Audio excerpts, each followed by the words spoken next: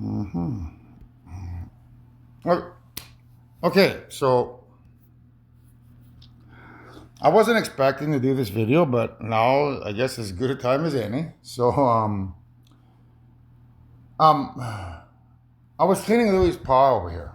Okay, so I was cleaning his paw. I had that my phone set up on a tripod. It was over here, so I was letting people know what I was what I was doing. I try to carry this phone with me 24 hours a day. I take it in me with the shower, even when I go to the bathroom, so that there's a 24-hour a day, 7 days a week journal of me. I even put it on my tripod when I fall asleep at night. So when people are watching me here at night behind the scenes, they can take solace in knowing that I'm not opening up a portal to hell and taking off at night. There'll be a personal record of me sleeping all night, because people will say, well, how do I know that he's not opening up a portal to hell when he goes to sleep at night? Well, because he puts the phone down beside his bed each night, and then when he falls asleep, we watch him sleep. So right now, it's not the best quality because I need a light. So what I want to do is I want to get a light at the end of the month, so I can plug a nightlight in here, and then when I put the camera down here on the tripod, you'll be able to see my face a lot better as I sleep here on the edge of the bed. So that way, when people watch my show, when my guys come here with their TV show, there'll be two competing TV shows. If that dumbass artificial intelligence decides to come here and try to create that TV show in December, when my guys get here, you can have two different TV shows. You'll have hers, which is 95% fabricated and artificial intelligently created by a computer or computer generated, 5% real. And my channel, where it's 100% real and showcases everything that transpired here. You're gonna have two TV shows to watch. Is what I'm trying to tell you.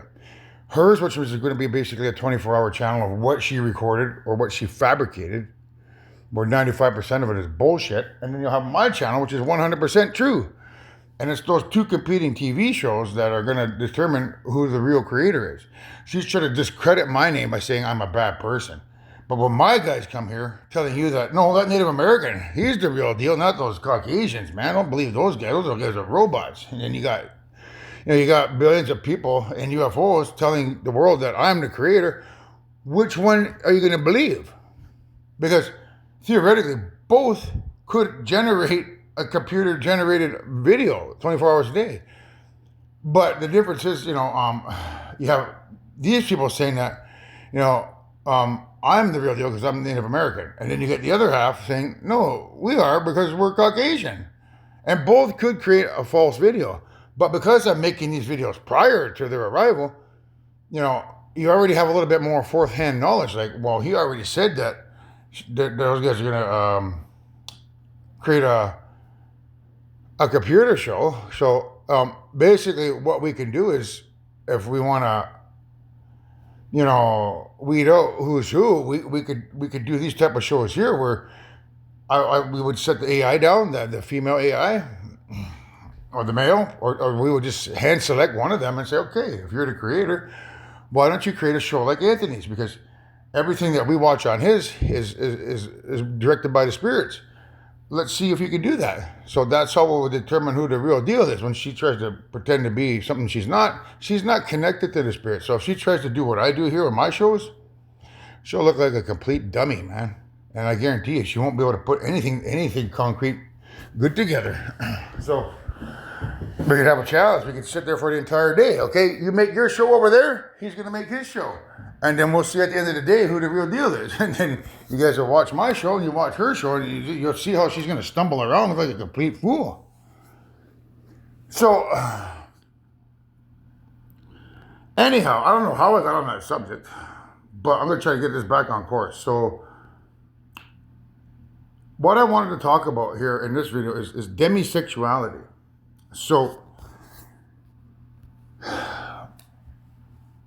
the thing about demisexuality is when I had the radio on watching me over here as I was dressing Louis' paw, that's what I was focusing on. So, basically what I'm trying to do is I'm trying to make a 24-hour recording here so people know that I'm not opening up a portal to hell as I sleep at night. That's why I want the nightlight. That's where I was. So, when you have the nightlight on, you'll be able to watch me better at night.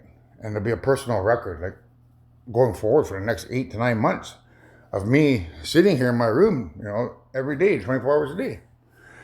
So compared to what they got. So that's what I wanted to finish up. So as I was cleaning his paw, dressing his paw, I had the radio on. And this was playing here. So this was just filmed, taken at 9:07 a.m. Right? So look over here. If I pull this down here, I pull it down slowly. You see where it says 9:13 there? March 17th, 9:13, March 17th. So that was taken today, roughly 6 minutes ago. Okay. So it's just to prove that I'm not lying to you. So the song that was playing is Kiss, Prince and Revolution. Okay. I could tell that that's associated with demisexuality because the lyrics in that song, Kiss, Prince and Revolution,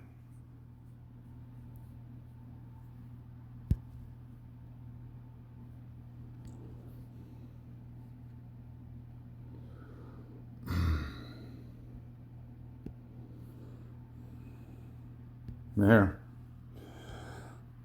You don't have to be beautiful to turn me on. As soon as I heard that, I could tell that they wanted me to talk about demisexuality, which is something I really haven't addressed yet. Because what I'm doing behind the scenes here, so what I'm making now behind the scenes, this is for my people that are going to watch my video when it comes my turn in December. When my UFOs come here and they bring my video, you're actually going to get to watch what I'm working on behind the scenes here, mankind. But prior to that, there's going to be these videos on YouTube. So that's what this video is. It's for YouTube, but it's also to clarify that Prince and Revolution song behind the scenes for my future audience members. So when he's talking about you don't have to be beautiful to turn me on, what's going on there is I'm talking about one of my resurrectees. Okay, so Fred Ritchie, he's passed on. He's one of my good friends. I grew up with him. So he's not the most handsome guy in the world. If you know what I mean. Like I think he has this certain debonair to him. Like I find him handsome as a guy myself personally. But there's certain ladies out there. If you were to look at Fred and say, "I gotta marry that guy," it comes off as that perspective. Like I don't find him attractive personally. The person that I've selected for him, she may take that stance. Like, I don't find Fred attractive. Why do I gotta marry Fred? So when I resurrect Fred and introduce Fred to his future wife, she may get that emotional feeling. Like, I just got resurrected myself and now I gotta marry this guy and I don't find Fred attractive. How do I fix that? Well, what you need to know is that demisexuality is what used to rule the universe at the beginning of time, because not everybody, their DNA, when you mix your DNA together, comes out looking, like a supermodel. You may come out looking like Fred. Like he's handsome in his own way. What would you give him, ladies? Maybe a 6 or 7, right? He's not a 10, but he's handsome in his own way. So how do we fix that issue in the universe where if you're not born a 10, like a supermodel, but rather a 6 or a 7, like Freddie here, how do we fix that? Well, demisexuality is how you fix that. When Olivia and I bind our souls together and we become electromagnetism through all 8 universes, and we restore the lucid dreaming or the spirit world, and everything is back the way it was, like evil is gone, and all the children have done their purification ceremonies, and we're on our way. Let's say we got pregnant and we created those parallel planet that these sleeper cell children need. When everything is back the way it used to be, demisexuality will be back the way it used to be. So Fred, when you watch this later, when you get resurrected, this is your teaching. I could tell that you put the song on. Because behind the scenes here, I'm dealing with who your future wife is, but I don't want to say her name because it would open up room for defamation of character. So I cannot say your name, Fred, but because you're passed on, it's okay, and I know you. I can work with you, but if I mention any other names, I can. But there's an association to that song coming from you to who your mate is. When you guys watch this, I'll show you the connection. You'll see how Freddie is actually driving today. So Freddie's driving today. He's basically he's working his electricity at the atomic level inside of me to help formulate this story that I'm teaching you. He's the one teaching about demisexuality because he knows he's not a perfect 10. He knows he's probably a 6 or 7, right? So he wants to do his portion to help people understand how going forward, if you're paired with somebody from Saugeen who isn't a perfect 10, but rather, a 6 or 7, that you don't have to worry about how they look because that's a sin of evil. That's the sin of pride. So,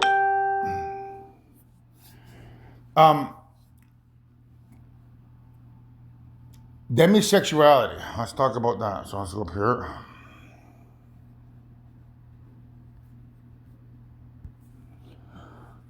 So demisexuality. A demisexual person experiences sexual attraction only after forming a strong emotional bond with someone. That's how we fixed that at the beginning of creation. But we didn't allow people just to walk around with their tongues hanging out, looking at people in bikinis on beaches and say, "Well, I do that one. Oh, I do that guy. Oh, I do that girl." Because that creates a universe where the sin of lust is allowed to reign superior. We can't allow lust to enter our thoughts, and the only way to control that is through demisexuality. So at the beginning of time, everyone in creation was a demisexuality.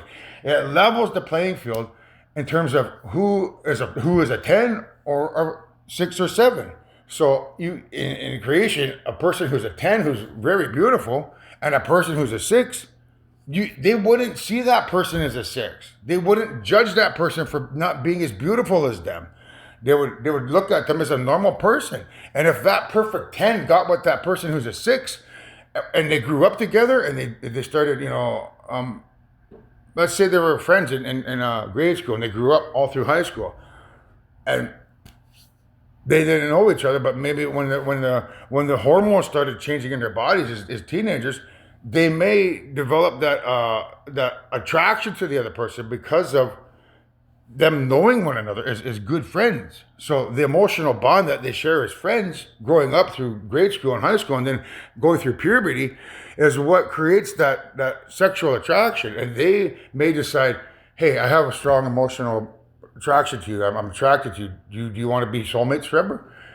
And if that's the case, then when they turn 22, they would decide to date one another. They would date each other for a year to strengthen that emotional bond. And then when they turn 23, they would make love for the first time, share their first climax, and that's what bind their souls, exchange their souls, and they would become a soulmate. So a perfect 10, the most beautiful girl in the world, could be chumming around with a 6, not the most handsome man in the world, but to that 10, she wouldn't look at anybody else in the universe. She wouldn't, her eyes wouldn't glance anywhere else in the universe because she'd be only sexually attracted to her 6, her boyfriend who's a level 6, and she'd see that level 6 boyfriend as a 10.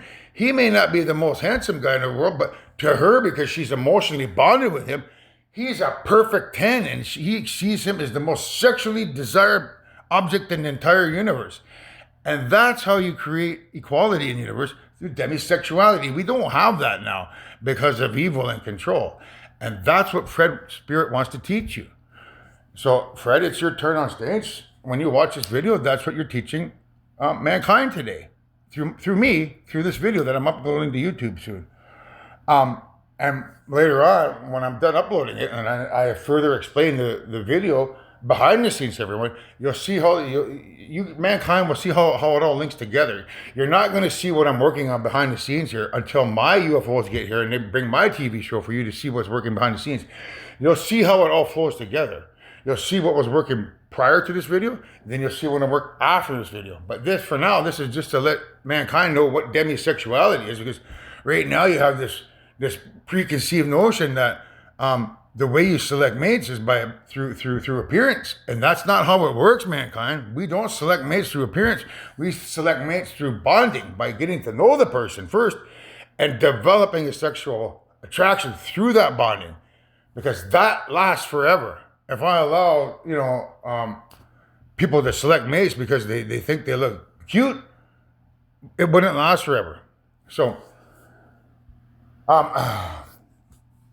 that's what I wanted to talk about, demisexuality, in terms of Fred, because I'm working with Fred's story behind the scenes here. I just found out who your soulmate is, Fred, and when she watches this video, she could take solace now in going, okay, I may look at Fred as a 6 or 7, but I now understand that when evil is defeated and Olivia and Anthony are bound together, and demisexuality is restored in the universe, once I get to know Fred on a one-on-one basis, that I'm going to find him extremely sexually attractive. He's going to be the most handsome person in the world to me. That's what you wanted to teach mankind, Fred. And it's about your brother as well. So Fred has a brother named Wyatt. And I just happened to find your soulmate behind the scenes. And Wyatt himself, he's not the most handsome man either. So, some people, they're born as who they are. I'm going to say that this is a Ritchie family experiment, because their whole family is based off of Five Nights at Freddy's characters. Okay, so these are all the characters from Five Nights at Freddy's. So I'm showing that family behind the scenes here who their characters are in Five Nights at Freddy's. I think I have a picture here too of Freddy.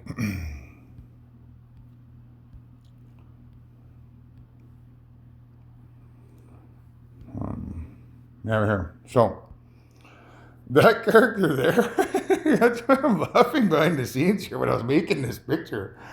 That's you, Freddy. You may not be able to see it, but if you knew Freddy, that the whole mouth picture here, and the way the eyes are, the eye sets are close, the eyebrows, the ears even, that face has been modeled after Freddy over here. You can't really tell too much, but if you look hard enough, that's I could tell instantly. I remember I had that picture, and my son had a picture of Five Nights at Freddy's hanging up on the wall up there in the kitchen. I was sitting here with Sean, your cousin Sean. I started laughing because I said, "Sean, look at the damn picture on the wall, man. It looks like Freddy Flute." He starts laughing. I said, "Look at that one there. That looks like Krakus. That one looks like Viola." I said, "Holy man, that looks like ants." And Sean and I were laughing at that, right? Because I could tell that the entire series, Five Nights at Freddy's, is based on that Ritchie family.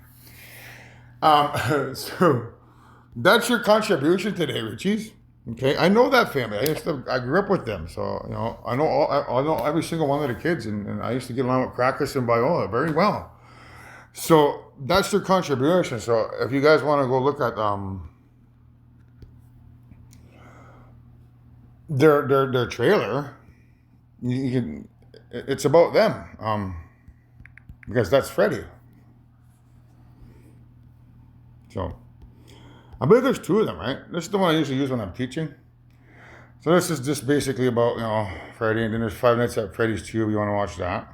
So I'll watch these after I'm done my video. Like I'll incorporate them in my TV show behind the scenes here. But for you, mankind, if you just wanted to get a better understanding of the spirits in control here, so there's a connection here with this Five Nights at Freddy's. I think with my uncle's story, what I'm going to talk about after this video. I'm going to have to watch this again, but after I see the information, if the 2 clues jive, I think I'm on to something, because I think they talk about five kids being lost in this arcade, and if the number is 5, that connects to my 5 deceased uncles, which I'm going to talk about next. So in terms of them being the five angels in Revelation. So this is about the Ritchie family saga when you watch it, but you wouldn't know that. But if you look hard enough at that character, Freddy, the face is modeled after Freddy Food. So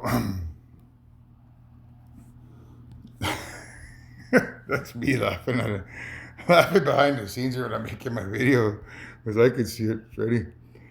So the take home is that,